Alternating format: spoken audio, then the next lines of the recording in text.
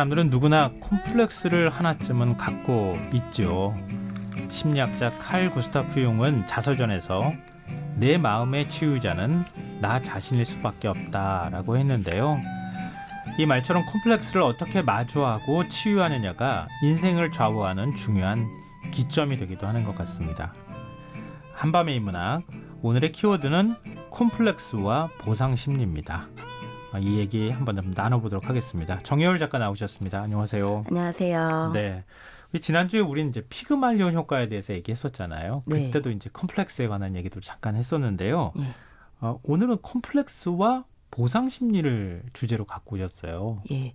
저번 시간에 이어서 어떤 나의 상처가 다른 사람에게 뭔가 전염된다거나 또 상처가 트라우마가 유전된다거나 이런 것에 대한 이야기를 이어서 할 수 있을 것 같은데요. 네. 이 융은 그런 얘기를 했어요. 부모가 살아낸 삶이 아니라 부모가 살지 못한 삶이 자녀에게 가장 큰 영향을 준다고. 다시 한번 조금 더 풀어서 말씀해 저 갑자기 예. 뭔가 굉장히 의미심장한 말인 것 같다는 생각이 맞아요. 들었거든요. 예, 부모는 자기가 해본 것에 대해서는 후회하거나 이런 게 별로 없는데 네. 해본 것은 이제 아니까 컴플렉스가 안 되는데 해보지 못한 것, 예를 들어서 저희 부모님이 저한테 계속 제가 박사 논문 쓰고 있는데도 국문과 박사 논문 쓰고 있는데도 네. 계속 사법고시를 보라고 하시더라고요. 그러니까 부모님은 사법고시도 안 봐보시고 또 주변에 그런 사람들이 없잖아요. 네. 그런데 이런 사람일수록 주변에 자기도 안 해봤고 주변에도 그런 사람이 없을수록 우리 집안에 법조계에 인물 하나는 있어야지 이런 식으로 컴플렉스가 작용한다는 거예요. 네. 내가 없는 것을 내가 안 해본 것을 자녀에게 계속 강요하게 된다는 거죠. 근데 보통 우리 이제 평범한 네. 일반 분들 같은 경우에는 특히 연세 드신 분들이 그러잖아요. 나는 배우지 못했다는 게 한이 된다. 이런 네. 말씀 많이 하시는데. 그게 컴플렉스인 거죠. 예. 근데 그 컴플렉스를 건강하게 풀어내는 사람은, 그것을 건강하게 극복해내는 사람은 더 오히려 컴플렉스 때문에 더 훌륭한 사람이 되기도 하고요. 근데 어떤 사람들은 계속 그게 한이야 하면서 계속 보상만 받으려고 하다가 근데 그 보상을 자기 인생을 통해서 받으려고 하면 괜찮은데 네. 다른 사람의 인생을 통해서 대신, 특히 자녀의 인생을 통해서 대신 받으려고 하면 자녀와의 관계도 나빠지고 그리고 자기 인생의 진짜 성취가 아니기 때문에 자기도 모르게 또 어떤 의미에서는 또 다른 컴플렉스가 될 수 있거든요. 그러니까 내가 살지 못한 삶을 끊임없이 자식에게 투사하는 그런 컴플렉스의 고리를 끊어내야 된다고 융은 얘기를 많이 해요. 근데 그 현실에서 쉽지 않아요. 어렵죠. 엄청 어렵죠. 자녀가 있으신 분들은 아마 비슷한 느낌을 다 갖고 계실 것 같아요. 예, 나보다는 그래도 잘 됐으면 예. 좋겠잖아요. 그 자녀들이. 그런데 네. 그게 어떤 내가 못한 것을 억지로 시키는 것보다는 네. 내가 행복한 모습을 보여주는 게 저는 훨씬 더 좋은 교육인 것 같아요. 그러니까 내가 행복을 찾아가는 모습을 자녀가 보면, 부모가 행복한 모습을 자녀가 보면 저절로 배우게 되는 것들이 훨씬 더 많다는 생각이 들거든요. 네. 그러니까 부모님이 점점 더 자신의 컴플렉스를 극복하고, 예를 들어 학력 컴플렉스가 있다면 네. 지금이라도 이제 무언가를 학위를 받거나 꼭 이런 식이 아니더라도 네. 요새는 평생 교육이 굉장히 많잖아요. 네. 그래서 강의를 들을 수 있는 기회는 굉장히 많이 열려 있는데 그렇게 강의를 듣고 책을 끊임없이 읽고 또 글도 써보고 이러면서 내가 조금씩 배워가는 과정 속에서 기쁨을 느끼면 자녀들도 그렇게 행복해지는 부모님의 모습을 보면서 자기도 같이 행복을 느낄 수 있거든요. 나도 저런 걸 좀 배워야 되겠다. 그러니까 이 행복을 스스로 성취하는 그 모습을 본 자녀가 훨씬 더 행복을 이렇게 해야 행복해져 하고 강요하는 부모보다는 훨씬 더 성숙한 모습으로 자녀에게 교육이 될 수 있을 것 같아요. 어렵지만. 예. 정여울 작가님이 우리 머릿속에 늘 생각하고는 있지만 네. 일종의 좀 교과서 같은 그런 거거든요. 너무 교과서 같이 말했나요? 왜냐하면 현실에서는 제가요? 예. 그런 생각을 하다가도 예. 잠시 까먹거나 아니면은 그런 태도를 잃어버리거든요. 근데 오늘 나오셔서 그 부분, 예민한 부분을 이렇게 톡 건드려 주시니까 제 네. 스스로도 그래 맞지. 내가 본보기를 보여주면 되는 건데 이런 생각을 다시 한번 하게 되는데요. 네. 이게 그만큼 또 실천이 어렵다는 얘기이기도 하잖아요. 실천이 어려워서 사실 많은 심리학자들의 그 중요한 연구 주제가 컴플렉스였어요. 그래서 아들러 같은 경우도 이제 아들러는 1907년에 기관 열등성과 심리적 보상의 작용이라는 아예 그 컴플렉스에 대한 책을 출간했는데요. 네. 거기서 어떤 연구를 발표했냐면 사람뿐만이 아니라 식물과 동물도 자신의 부족한 점을 보완하기 위해서 그 방향으로 성장해 간다는 거예요. 아, 그게 실제 실험을 통해서 확인이 됐어요? 그렇죠. 그래서 자연이 신체 기관의 결함을 아주 불가사의한 방식으로 보상해주고 있다는 점을 고찰해낸 책이었는데요. 네. 예를 들어서 시력에 손상을 입은 사람들은 청각이나 후각이 보통 사람에 대해서 비해서 예민해진다는 거 우리 알고 있잖아요. 예. 그런 사례들이 자연에서도 자연계에서도 식물이나 동물에게서도 나타나는 거죠. 예를 들어서 심각한 발육부진이나 신체 결함을 가진 사람들은 그 부분을 보상하기 위해서 다른 쪽으로 재능을 발휘하게 되고 또 식물과 동물도 어떤 부분이 예를 들어 뭐 상처를 입었다거나 네. 그런 부분을 보상하기 위해서 다른 부분이 더 크게 발전을 하게 된대요. 그래서 자연은 마이너스 부분을 발견하면 그 2배의 플러스를 만들어내려는 경향이 있다. 그러니까 자연만 그런 것이 아니라 인간도 그렇다는 발견을 해내게 된 거죠. 그래서 사실 베토벤도 그랬잖아요. 베토벤도 귀가 들리지 않고 나서 나온 음악이 훨씬 더 풍요롭고 아름다운 음악들이 많이 나왔잖아요. 이런 것이 사실 본인에게는 엄청난 고통이었겠지만 그 고통을 통해서 그 긍정적인 방향으로 그러니까 보상 심리도 나쁘게 발휘되면 사실은 더 나쁜 쪽으로 더 부정적인 방향으로 내가 당한 걸 다 너희들에게 갚아주겠어 이런 식으로 네. 복수하게 되는 보상 심리도 있지만 네. 긍정적인 방향의 보상 심리는 내가 노력함으로써 상황을 더 나아지게 만들 수 있는 힘이거든요. 그러니까 안데르센 같은 경우가 또 대표적인 경우겠죠. 안데르센도 컴플렉스가 굉장히 많았는데 네. 안데르센은 이제 외모 컴플렉스가 심했나 봐요. 그래서 자신은 되게 못생겼다고 생각하고 사람들은 나를 못생겼기 때문에 사랑하지 않는다고 생각하고 이런 것 때문에 어릴 때부터 굉장히 힘들었는데 그래서 막 애들이 나랑 놀아주지 않아. 그래서 막 혼자서 인형 갖고 놀고 막 이런 좀 불우한 어린 시절을 보냈다고 하더라고요. 그런데 그 어린 시절에 여러 가지 컴플렉스나 트라우마를 뚫고 안데르센은 그 미운 오리 새끼나 네. 인어공주 같은 인물들을 보면은 왜 상처 때문에 더 깊이 더 풍요롭게 성장하는 인물들을 보여주잖아요. 인어공주 같은 경우도 나는 왜 다리가 없지? 다리가 없는 그 인어공주의 입장에서는 인어들에게는 사실 바닷속에서 사는 게 훨씬 더 행복한 거거든요. 네. 그런데 인어공주는 자기에게 없는 걸 생각한 거예요. 자기에게 없는 것은 인간의 다리 그리고 인간들은 불멸의 영혼을 얻을 수 있다는 이야기를 듣게 돼요. 인어들은 그냥 300년 동안 아주 편안하게 바닷속에서 살 수 있는 대신 인간처럼 불멸의 영혼을 얻을 수는 없다는 이야기를 하거든요. 네. 그 얘기를 듣고 할머니의 얘기인데 그 얘기를 듣고 할머니 왜 우리는 불멸의 영혼을 가질 수가 없어요? 불멸의 영혼을 가질 수만 있다면 저는 어떤 고통도 다 감내하겠어요 하면서 사실 왕자와의 결혼만이 목적이 아니라 불멸의 영혼을 얻는 것이 인어공주의 궁극적인 목표였던 거예요. 근데 그렇게 따지면 인어공주는 목소리를 빼앗겼잖아요. 그렇죠. 목소리는 빼앗겼는데 네. 그 목소리를 빼앗긴 대신에 불멸의 영혼을 얻기 위해서 인간 세상을 향해서 도전을 한 거죠. 인어들은 아무도 그러지 않았는데 다른 인어들은 그냥 잠깐씩 구경만 하고 왔거든요. 그런데 인어들 중에서 최초로 그런 모험을 한 거죠. 그렇게 모험을 하게 된 인어공주의 그 생각은 컴플렉스를 보상하려고 하는 컴플렉스로부터 도망치려고 하는 그 극복의 의지가 인어공주에게 다른 삶을 체험할 수 있는 기회를 준 것이 아닐까 싶거든요. 근데 예. 안데르센 말씀도 하셨지만 네. 외모 컴플렉스는 누구나 다 갖고 있는 거 아닌가 싶어요. 모든 사람이 다 있는 것 같아요. 외모에 대한 예. 컴플렉스는. 그런데 근데 그걸 예. 어떻게 극복할 것이냐. 이거는 자기하고도 관련이 있는 거잖아요. 네. 근데 그걸 잘 극복하면 좋겠는데 그게 아니라 나의 외모를 바꾸는 방향으로 자꾸 가다 보면 점점 좀 안 좋은 방향으로 가는 모습들을 많이 또 보기도 하고 그러잖아요. 실패의 확률도 높고 네. 그리고 또 이제 건강상의 문제도 생길 수 있죠. 음. 그런데 저는 그 컴플렉스를 극복하는 여러 가지 방법이 있다고 생각하는데 네. 저 같은 경우는 훌륭한 것을 그냥 훌륭하다고 생각하는 그 마음이 되게 중요한 것 같아요. 예를 들면 저는 이제 질투심을 느낄 때 꼭 네. 외모만 그런 것이 아니라 저는 막 글을 잘 쓰는 사람이라든지 아니면 음악을 훌륭하게 연주하는 사람이라든지 이런 제가 정말 갖고 싶은 재능을 이미 갖고 있는 사람, 저는 아무리 노력해도 간신히 될까 말까 한 거를 어떤 사람은 막 너무 쉽게 해내는 걸 볼 때 네. 너무 막 질투심이 심하고 막 컴플렉스가 막 폭발할 것 같고 막 이렇거든요. 그런데 그럴 때 많은 사람들은 심포도의 심리를 느낀다는 거예요.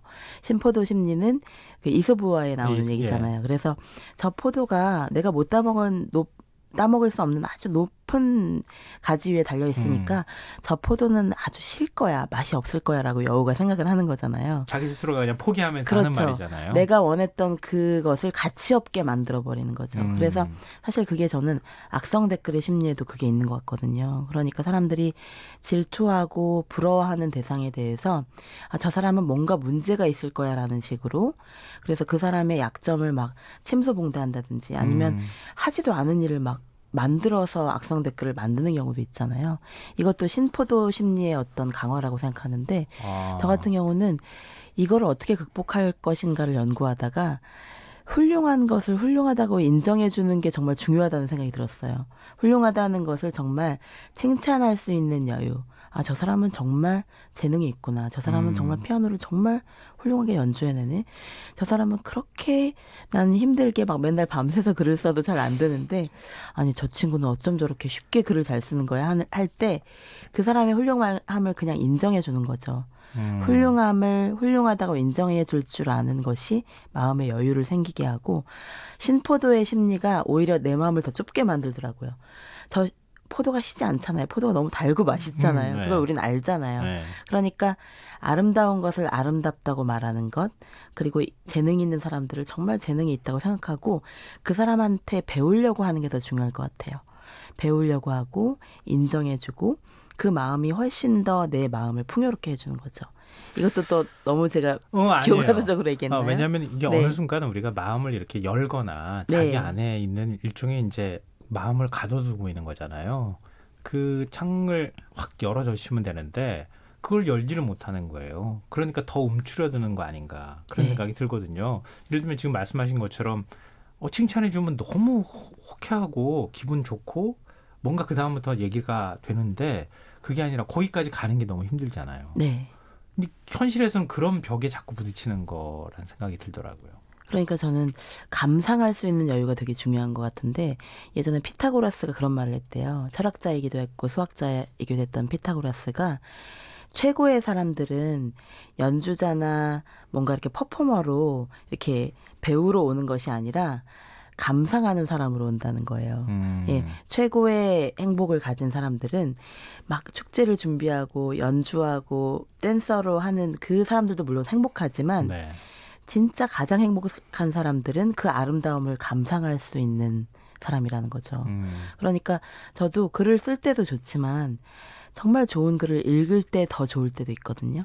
그럼요. 예, 그러니까 아 이거는 감상할 수 있는 기쁨을 아는 사람이 결국은 더 좋은 글을 쓸 수도 있고 더 좋은 음악을 만들 수도 있고, 그러니까 우리는 뭔가 창조한다고 했을 때는 막 글을 쓰고 춤을 추고 음악을 만드는 것만 생각하는데 사실 그런 사람들의 대부분의 그 원초적인 재능, 그것은 들을 수 있는 능력, 읽을 수 있는 능력, 다른 사람의 훌륭함에서 뭔가 배울 수 있는 능력이더라고요.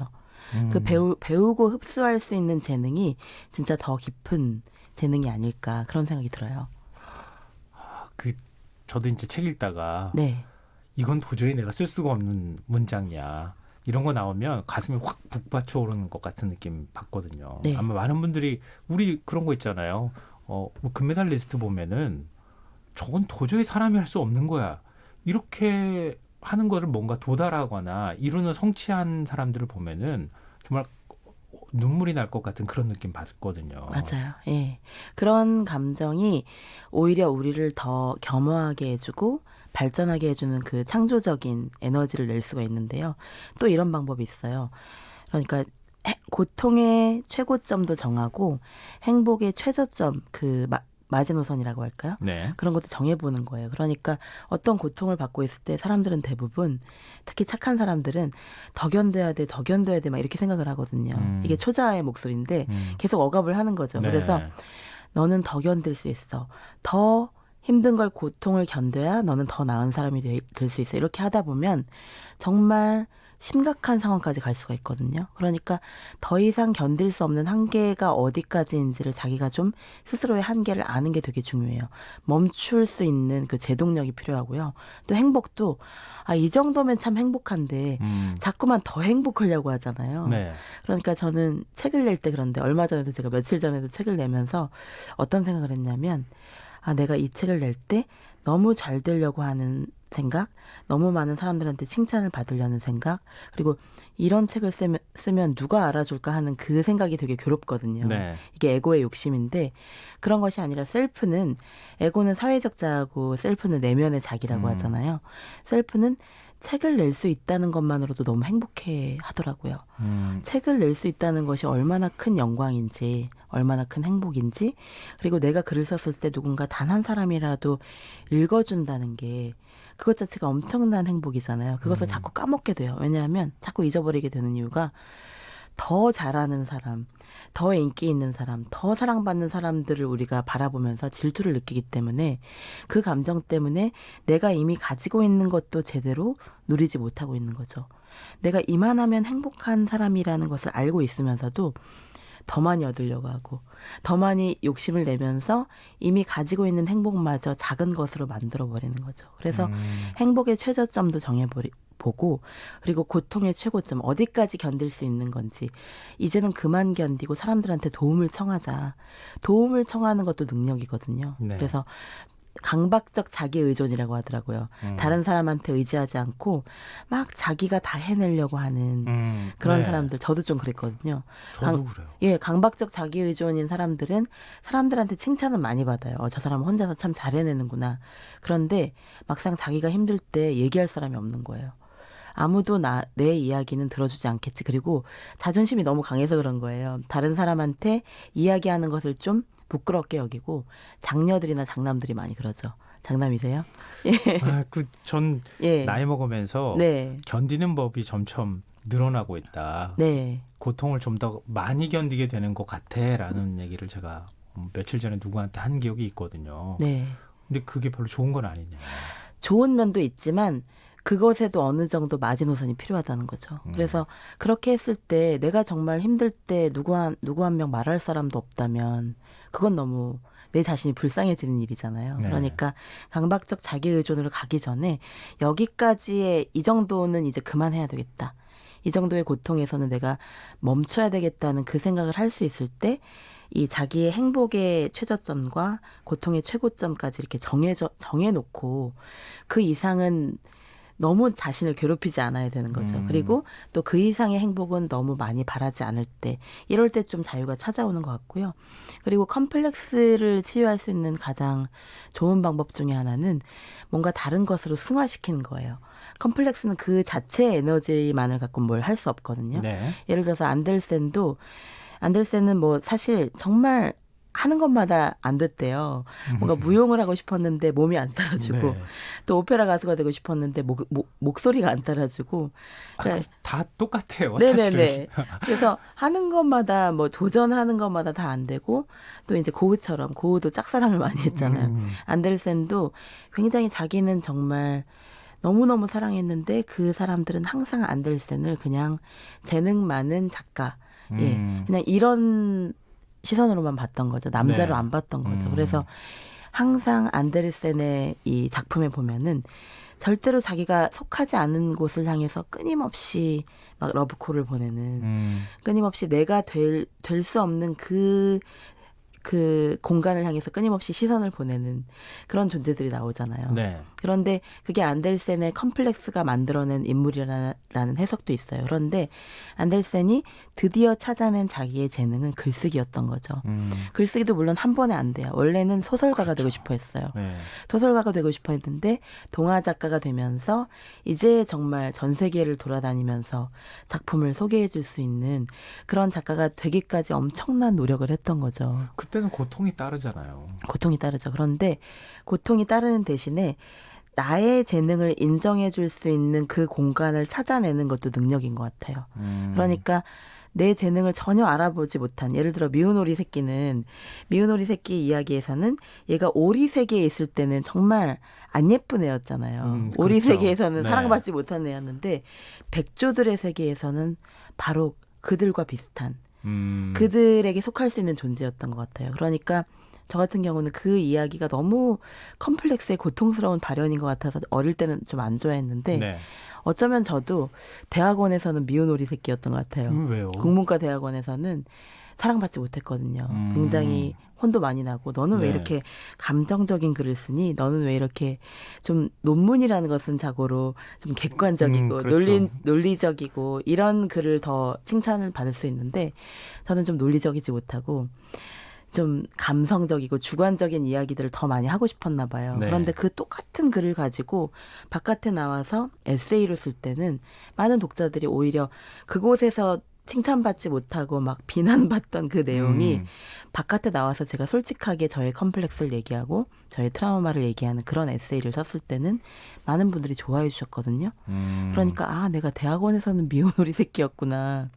근데 그런 지금 생각도 하게 돼요. 말씀하신 예. 것처럼 일종의 이제 사회적인 평가, 네. 그러니까 성과를 내는 것도 참 중요할 것 같고 그 컴플렉스를 극복하는 데 있어서. 네. 근데 한 어떤 분이 이제 고통은 나눌 수 있는가라는 책을 쓰신 분 책을 제가 최근에 읽었는데 네. 자기 곁이 굉장히 중요하다. 음. 자기 옆에서 고통의 얘기들을 나눌 수 있는 사람이 굉장히 중요하고 그러면 다시 또 그 컴플렉스나 고통을 극복할 수 있다 이런 얘기를 또 해놓으셨더라고요. 네. 그러니까 컴플렉스를 극복할 수 있는 가장 좋은 방법은 뭐가 있을까요? 에너지를, 그러니까 마이너스 에너지를 플러스로 바꾸는 건데요. 그러니까 이 고흐나 베토벤이나 안델센 같은 사람들의 공통점은 뭐냐면 트라우마를 창조의 에너지로 승화시킨 거예요. 그러니까 트라우마나 컴플렉스는 계속 우리 삶에서 삭제되지는 않은 상태에서 계속 영향을 주잖아요. 그런데 그런 것을 자기가 좋아하는 무언가 하나를 찾아서 그림이나 글쓰기나 무용이나 정말 내가 잘하면서도 좋아하는 그런 것을 찾아서 이 마이너스 에너지를, 나를 상처 입히는 그 컴플렉스의 에너지를 예술의 에너지로 승화시키는 거죠. 그런 창조적인 에너지로 승화시킬 수 있는 어떤 탈출구가 필요한 것 같아요. 네, 저에게는 오늘 글쓰기가 그런 역할을 했던 것 같아요. 청취자분들이 네. 아마 이런저런 나는 어떨까 이런 생각들을 하시는 시간이 아닐까 싶은데요. 네. 청취자 홍정표님께서 유튜브를 통해 보고 있습니다. 지금 작가님 보고 계실 것 같아요. 아, 그러세요? 정여울 작가님, 네.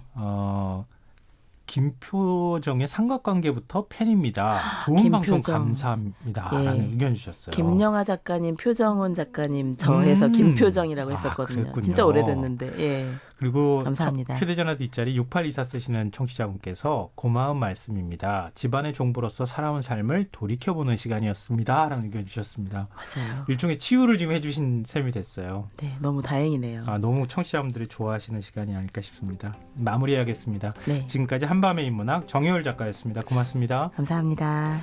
네, 오늘 모바일 상품권 당첨자는 홈페이지 공지사항에서 확인하실 수 있습니다. 편안한 밤 되시고요. 전 내일 다시 찾아뵙겠습니다. 지금까지 김성환이었습니다. 고맙습니다.